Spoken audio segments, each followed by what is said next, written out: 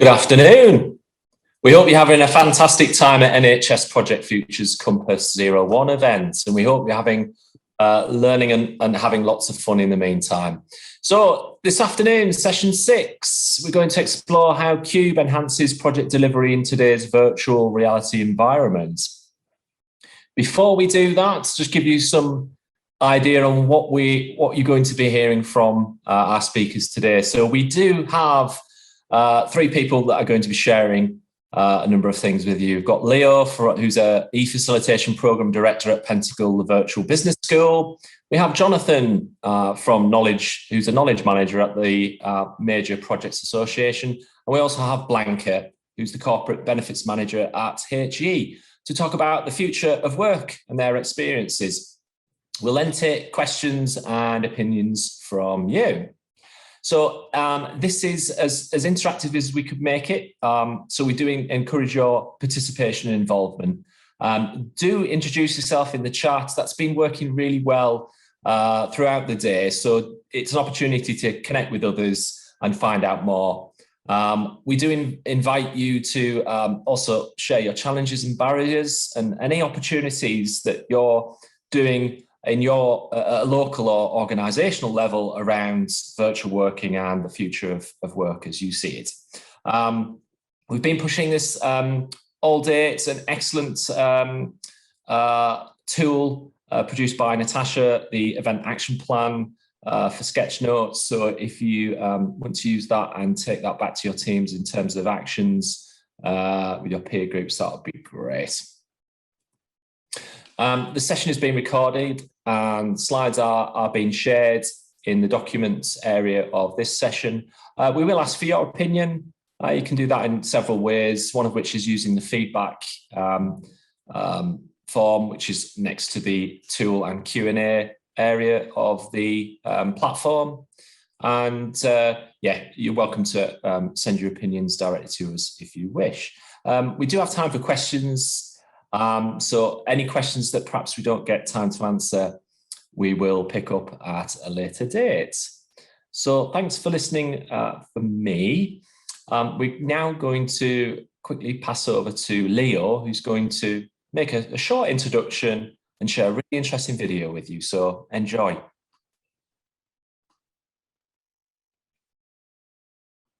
Hi, yep, hello. Well, some of you have seen me on Cube as a Cubot. I doubt anyone has seen me as, like this. So I try to put the background accordingly. So that's one of the cubicles we have. We have a couple of real examples today. So Jonathan Norm is going to be sharing something very interesting that we've been doing for quite a while now. Blanca as well, she's going to be sharing some real stuff. And if we have time, I'll come back and give you a tour of one of the rooms we use for some cool events. So Mike, perhaps we could start by playing that short video to give a 1 minute, short minute video to do just an idea of what Cube is for those who haven't seen Cube before or haven't been on Cube before, and then we can pass to the either Jonathan or Blanca.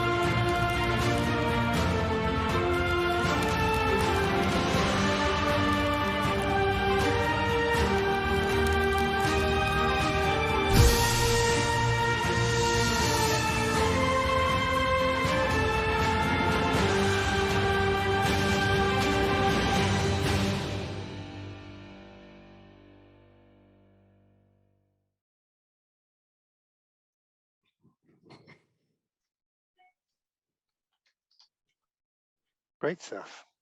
So, welcome to what is the Cube at Work cubicle. This is where I do the Cube at Work events, and I wanted to kind of give you a sense of it before I start my presentation.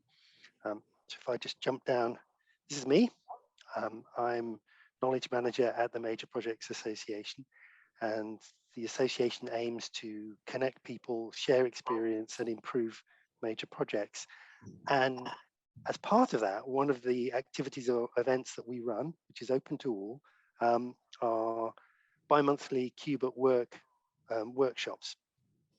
And I wanted to give you the story of one of these workshops that we had a couple of years ago now. But before I do that, I'm going to get William just to launch a short video to kind of get us into the mood and really give us a sense of what we try and do on Cube. So William, if you're happy to launch the video. We're living in a time when things are moving fast. The rules of the game are changing. Science is changing, technology is changing, geopolitics is changing. Learning fast is the only mode of survival. But here's the crazy thing. Our models of learning have not kept up. For many people, learning starts with something that's known and it's transmitted to someone who doesn't know it. But for the projects we are involved in, this simple view doesn't work. In the real world, things are too dynamic and complex. Knowledge doesn't sit still. You've got to be on your toes. You've got to improvise, strategize, solve problems, jump on opportunities, and bring others along. Learning that matters today is social, in real time, and inventive. More often than not, what we need to learn is not yet known. And that's why we need a new learning model. Great, thank you for sharing that, William. So Cube at Work workshops are really exercises in social learning and serendipity, hence my picture of a kind of weird airship thing. Let's get this to appear again. And every Cube at Work session that we run starts with an audience. It's always a very mixed audience. We have Major Projects Association members and non-members, people from the public sector, people from the private sector. And this particular event was no exception. We had a mix of people of all different levels with different kind of job roles interested in projects and programs. 80% of the people that we have in the Cube at Work sessions are first timers, and we generally have about 15 to 25 delegates, which is the best number to really make sure that the event is as engaging and gives the delegates as good as experience as we can. Now, one of the extraordinary things about Cube and working on Cube is it's very democratic. So whilst we get all sorts joining us for the Cube at Work session, we get CEOs, we get program directors, we get heads of profession, we get project managers, we get project students, we get people without the word project in their title at all. When you appear on Cube, you just appear as you. Here I am. You can see that's me from the back, Jonathan Norman and Major Projects Association. So you know my name and you know where I come from. And you can usually see from the front, you can see the Major Projects Association logo. But there's no status on Cube. So I don't arrive with a job title and you don't know how old I am, you don't know how experienced I am. So none of these things that really kind of hang up collaboration are visible on Cube. And coupled on that, we use a variety of facilitation techniques for making sure that everybody has a really good experience. So there are no hippos on Cube. And I don't know if you've come across this term hippos, but hippos stands for it's highest income person's opinion. So you must have experienced it when you've gone into meetings and everybody's been having a discussion, and then the person who's seen to be the boss says, well, I think we should do this, and everybody shuts up. That never happens on Cube because hippos are invisible on Cube. So every Cube at Work session starts with a cubicle. We're currently in the Cube at Work cubicle, but for the one that we did a couple of years ago, we used the Agile cubicle, which is this one here. It's just a picture of the Agile cubicle. And every Cube at Work session starts with a theme. And we had a theme which was obstacles to Agile. And we used, after the introductions, we tend to have a kind of aerobic session where we get people to move around with their QBots to learn how to use their QBots. And after the introduction, we used an exercise called Barriers, a PET, this is what we call a performance enhancement tool, to explore what's stopping people adopting Agile working.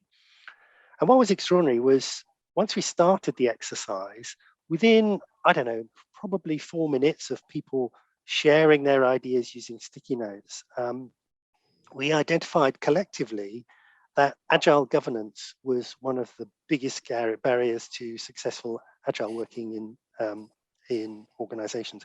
And that was just through serendipity, people sharing notes and other people sharing notes, and we came to Agile governance. And as part of, once we'd shared the notes, as part of the conversation, one of the government departments talked about their experience with Agile governance. And they explained that they'd found it impossible to reconcile Agile working and Agile project management with their existing governance procedures. So they just ignored them.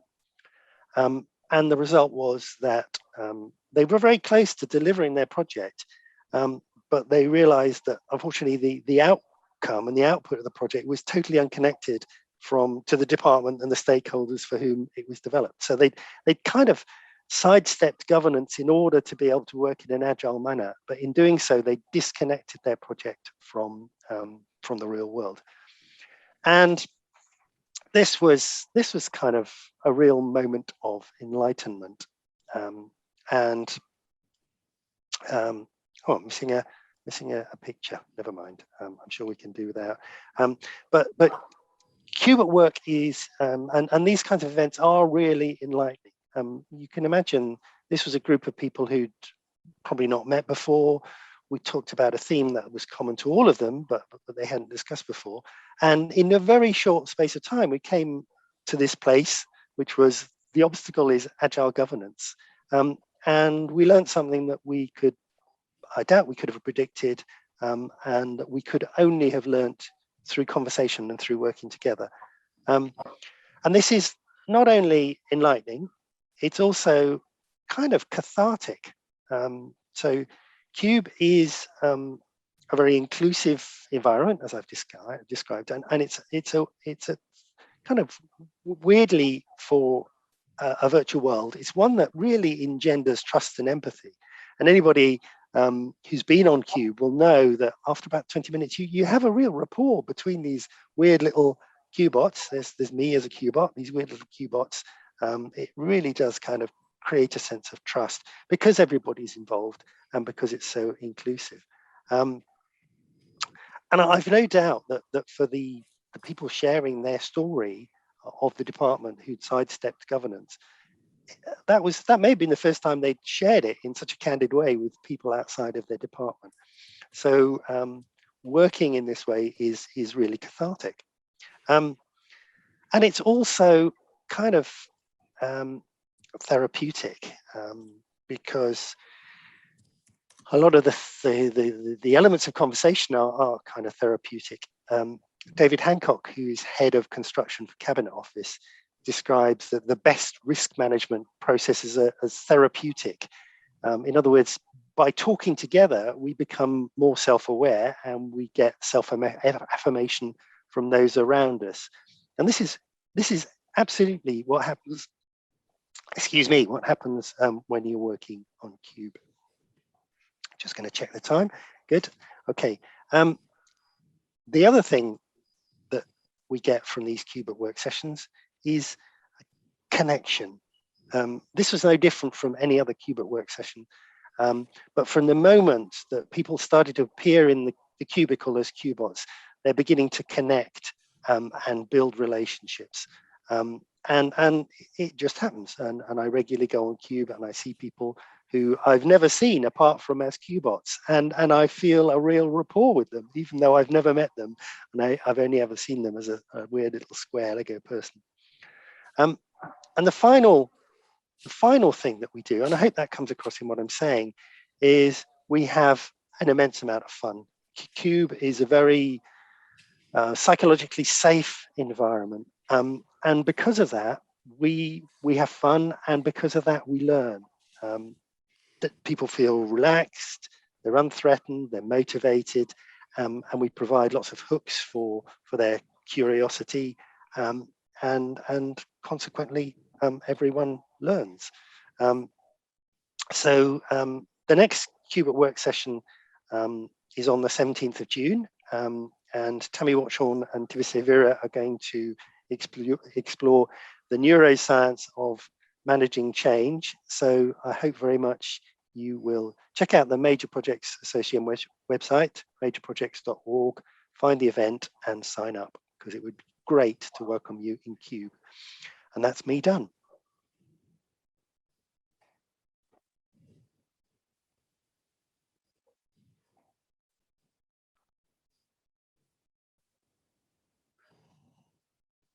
Hello, can you hear me? Hello, everybody.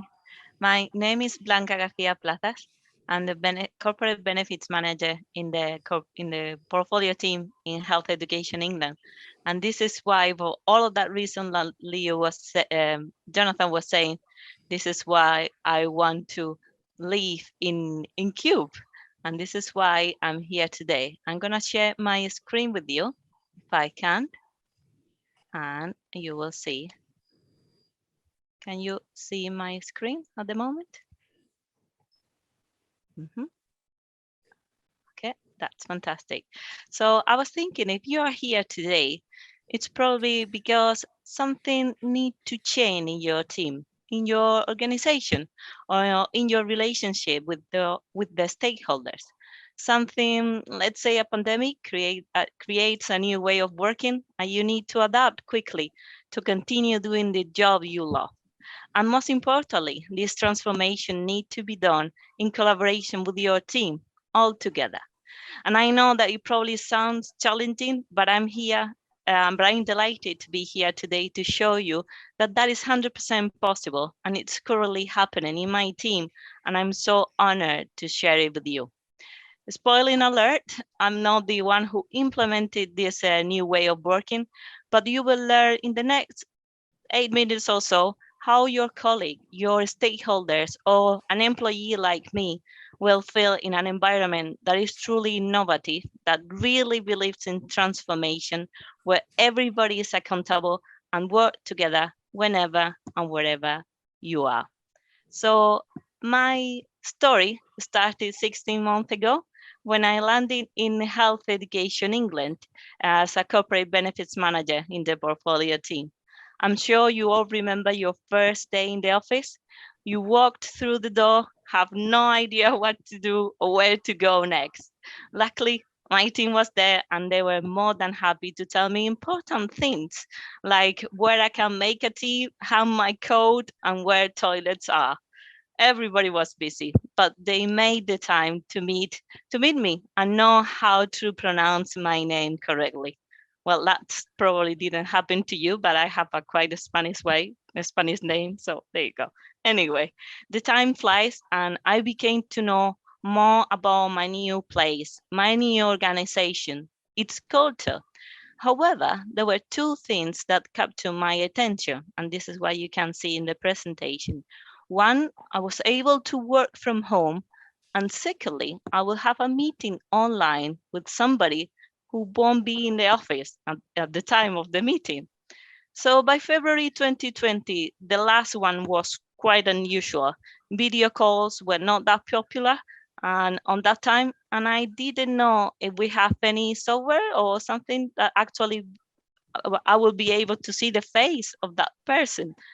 That was the first sign that made me think that the organization was ready for digital working, and I couldn't wait to discover how well prepared they were to make it happen. However, working from home was on the other hand, something so new for me. I got mixed feeling about it again. I thought, though I would love to have some time where I can research and learn and plan and all of that with the stuff that I'm more efficient doing on my own. I was new in the organization and I had that need of knowing my team and also other colleagues. So working from home, even for a couple of days, I thought I will miss that invaluable opportunity to work with others, learn from them, and adapt quickly to my new organization. Moreover, in my previous roles, I found it hard to work in real time or even in the same document. So we always ended up having a document called document version 1, document version 2, final okay, final okay. And I met that hit me hard when I became to know that I probably will work alone in front of my computer. But my negative mode didn't last long because I was soon introduced to Cube and its amazing team. In no time, my account was set and I was ready to attend my very first induction training in Cube. And let me tell you, that was magic. Seeing myself as an avatar, navigating in a virtual office that looks like made for myself. I'm a very visual person, and as I said, I'm organized one. So all that whiteboard perfectly aligned by day or project made my day. My team really soon invited me to a virtual meeting, and what a surprise was to experience that we were all working together in real time in a simple but well-made pad and we were all capturing every single idea in coloring post-it. I was living my best meeting ever, and I remember saying to myself, I finally are in the team that truly believes in innovation and is keen of transforming the way of working, a way where we get things done together efficiently in real time, no delays, here and now, where everybody has a voice. What I didn't learn in that first amazing day was the truly transformation that my team was leading and how their innovative way of transforming will prepare us for unpredictable time like a pandemic. I think recently about it, and if I think about it retrospectively, by the time that COVID-19 hits us, I think that I was technically ready to work online from home. A month later, I was fully working from home, but I understand why my team chose Cube. They didn't choose Cube because it was a good technology solution. It is, obviously, but they also picked Cube for its team. In the coming weeks, I didn't only learn new features in Cube, but I met the Cube teams, and they are the ones that make Cube unique and valuable in compared to any other software out there. Tam, Leo, Jonathan, Joss, and we can't forget Eddie, are really passionate and patient team that won't only teach you every single corner in Cube, but with them you will also learn how to manage virtual time, how to collaborate with others online, how to design engaged sessions. They will support you in your way of becoming an excellent facilitator, storyteller, trainer, host, planner, project professional. And I'm sure that the new normal, you will love to have them close by and be a super user like them, like us. And I hope that everybody in the project profession, and this is my dream, in the project profession community comes to Cube. We can meet you there and be ready to make a real change, even if it's online. And this is my dream for today. Thank you.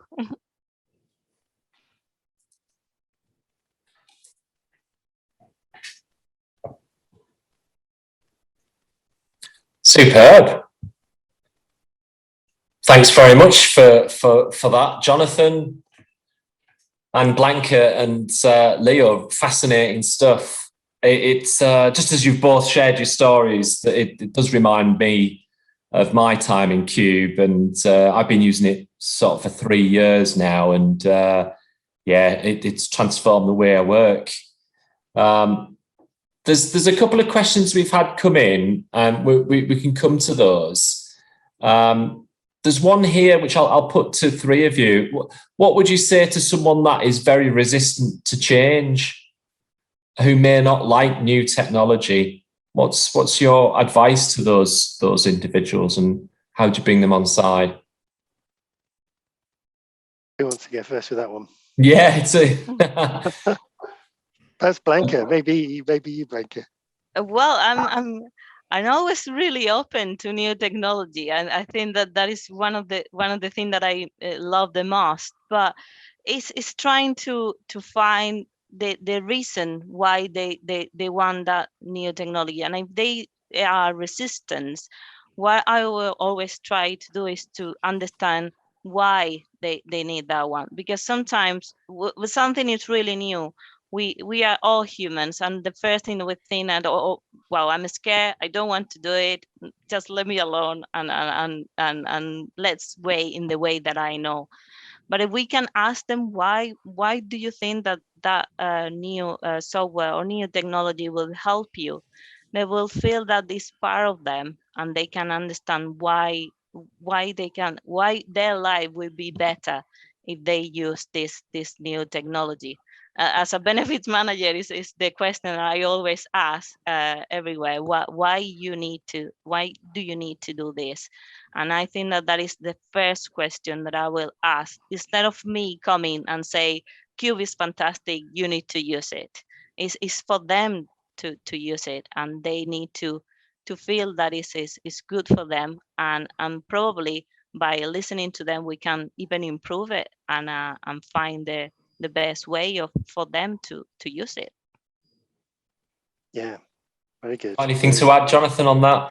Yeah, I mean, I'd just say that, you know, when you go to a physical meeting, you kind of turn up, and maybe you know somebody, maybe you don't know people, and you get pointed towards the coffee, and then you kind of look around and you think, who am I going to talk to? I don't know people here, and it's a struggle. I mean, we it's not as if the real world is always easy when you've got to meet new people or learn new things. When you join a Cube session, whatever the session, for the first time, and you haven't been on Cube before, you will arrive as a little avatar, and there'll be somebody to greet you. Josh will say, "Hi, how are you?" And they'll send you over to the whiteboard, and you'll post a little post-it note of where you are, and then you'll probably be guided to a table, and you'll sit at a table and you'll chat to other people. Because Cube is a virtual world, and because we assume people don't know how to navigate around their virtual world, actually the experience on Cube for newbies is really good, because there's somebody to guide you through in a very unthreatening way all of your whole experience on Cube, and you just don't get that in the real life. So no. I think I just encourage them to look at an IOQ session or a Cube at Work or one of the other sessions that's open to them, and just give it a go. You know, you're appearing as an avatar, so people can't actually see you. So if you crash and burn, nobody will know. It's really, there's nothing to be lost. Yeah, absolutely. Have you tried other platforms, Jonathan? Have you tried something else? Out there, have you dipped your toe into anything else? Not kind of immersive platforms. I mean, we within the association we also use Zoom, and we use Teams as as you guys do, and they're fine. They're all good for their particular usage. But I always find that there are some people who struggle. I always think, everybody knows how to use Zoom. And then yesterday I was doing an interview with somebody, and she said, no, I never use Zoom. I always use Teams. Oh, right, okay, I'll use Teams. And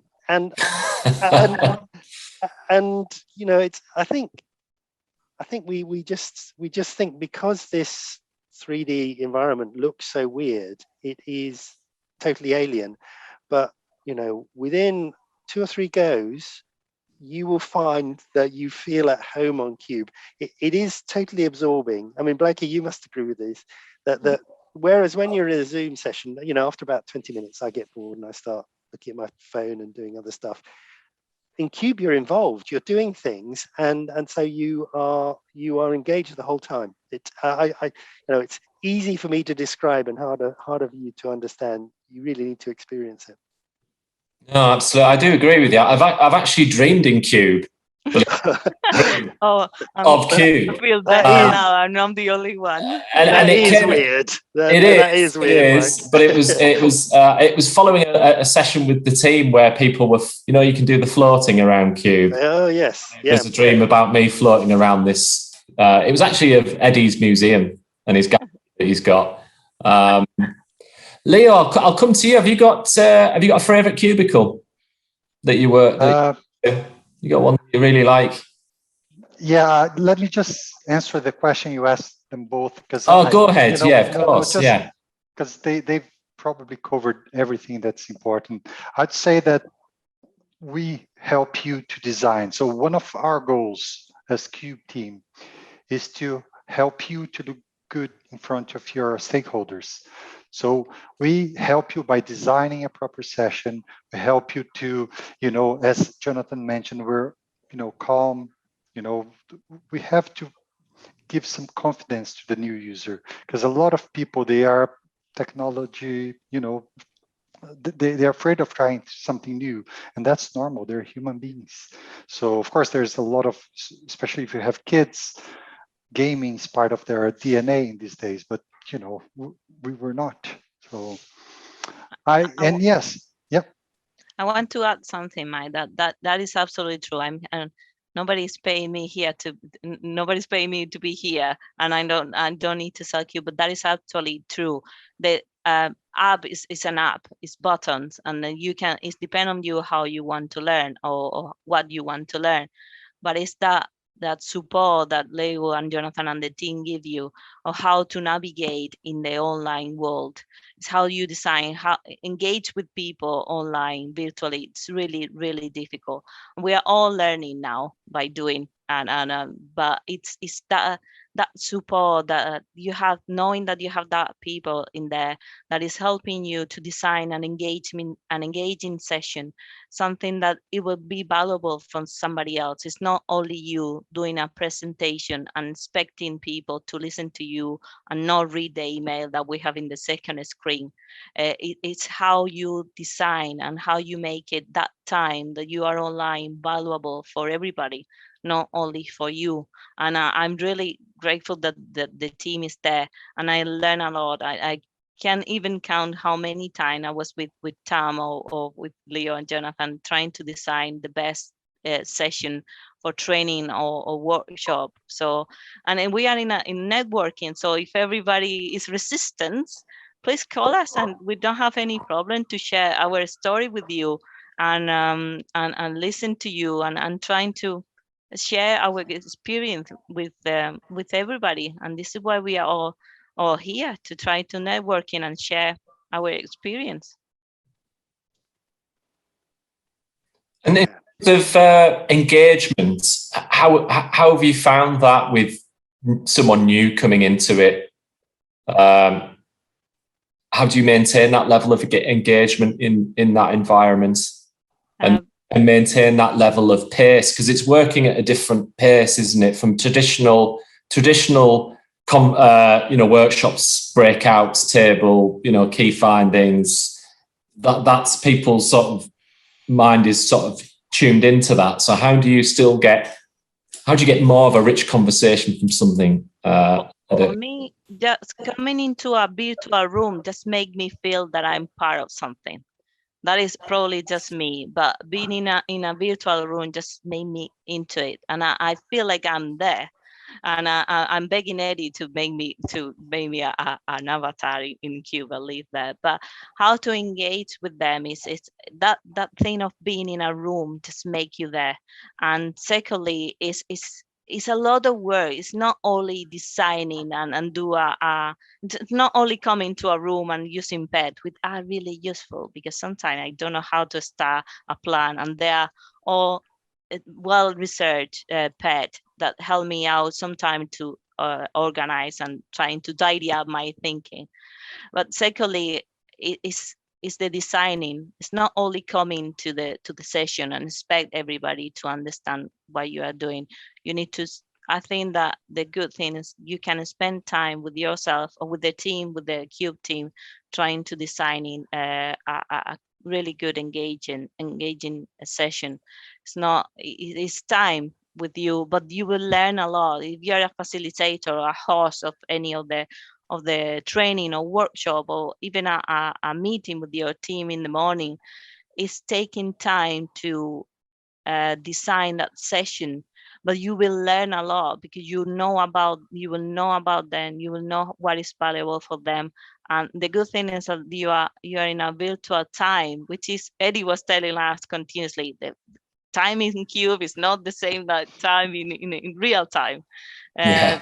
So you have that sense that you have a limited time that people will keep their attention on you, and you want to do the best without rushing or just losing that momentum with them. So I think that for engaging, I would say spend that time designing the session, knowing what you want, what your target want and your audience would like to see, and how you can make them participate. Obviously, there's a lot of features in Cube, and it's not just a presentation that just you interact with it. They can actually interact with you by different activities. So it, for me, was quite easy. Fantastic. And Leo, what is it you're showing us here, please? Can you see? I'm not sure if you can see my. Oh, yes, you can. Okay, so this is a cubicle. Actually, you can see Jonathan is here as well. His avatar. Look at him. You can even send him, a message. But basically, what Blanca was saying, I will just quickly share with you. It's when we prepare a session, when we design a session, we do something we call the course designer.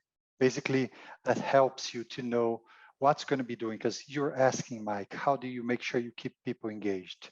We know that if you're talking to someone for over 7 minutes, they will start doing something else. So as our definition of a conference call is one person talk, everybody else doing their emails, we have to be really careful with that. So we plan the breaks, we plan that things might overrun, and then we share with everybody who's actually leading the session. This cubicle, for instance, is one we used last week for what we call the inspiration on Cube. It's an open event like Cube at Work, not as, different than Cube at Work, which is focused on the major projects, associations, clients, or members. We invite people, a select group of people to come network.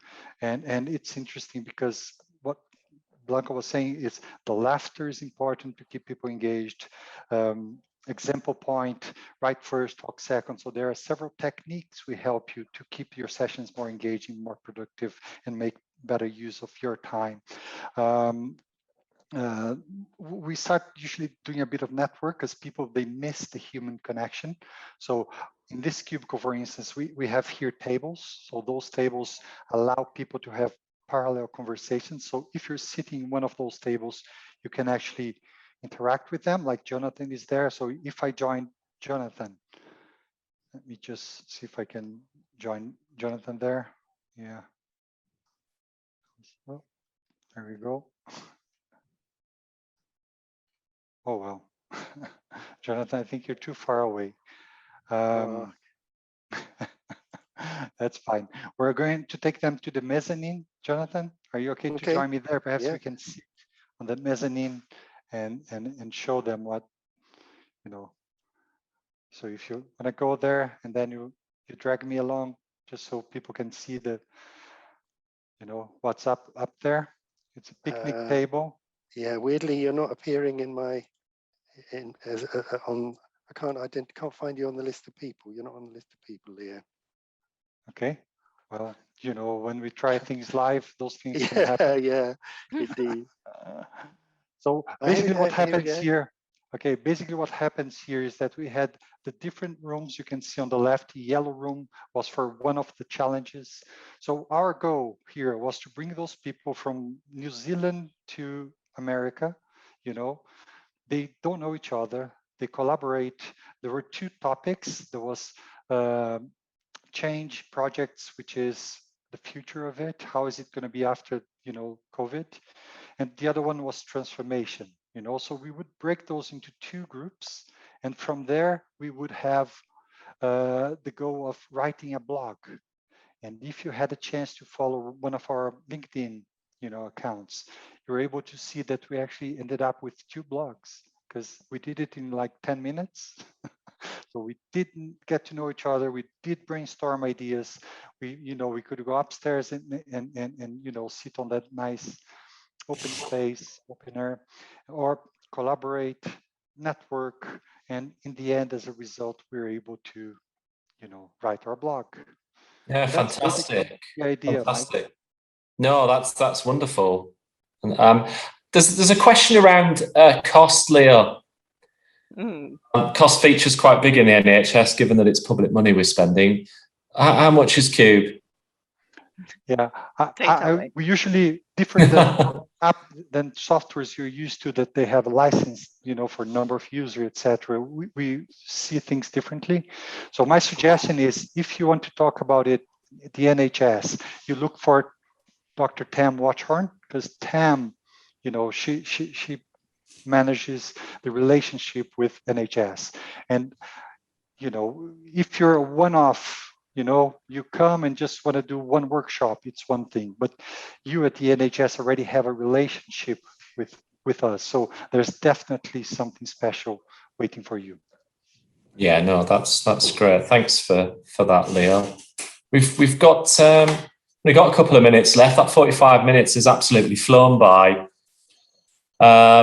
Any final thoughts from any of you before we kind of put this session to a close? We've gone through all the questions that people have posed to this point. Is there any final thoughts, anything you want to share that you've perhaps reflected on? Yeah, I mean, I'd add to what Blanca was saying in terms of how engaging it is, and how Cube exists for a purpose. So you don't just turn up and waltz around the cubicles in the way that I've been kind of gate crashing the cubicles. You're there to meet with a purpose. So you turn up and you've got work to do together. So I think it's important, like any activity, any collaborative activity, that you have a purpose, and you very much do that on Cube. So Cube is a very inclusive, engaging environment that encourages collaboration.